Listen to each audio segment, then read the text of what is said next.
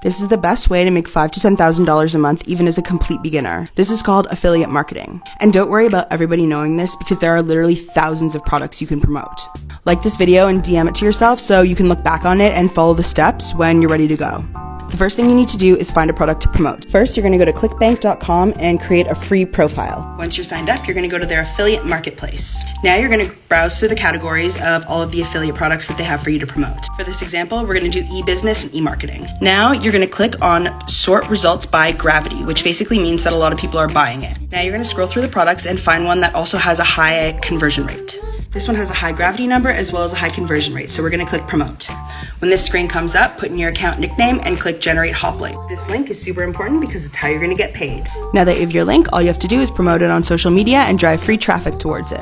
I would suggest making social media accounts on at least 2 or 3 different platforms and try to make enough content to post at least twice a day. If you want to know how I learned to make enough money doing this to quit my 9-to-5 eventually, go check out the 15-day business builder challenge in my bio. Tap the heart if you found this helpful, and follow me if you want to learn how to make money online.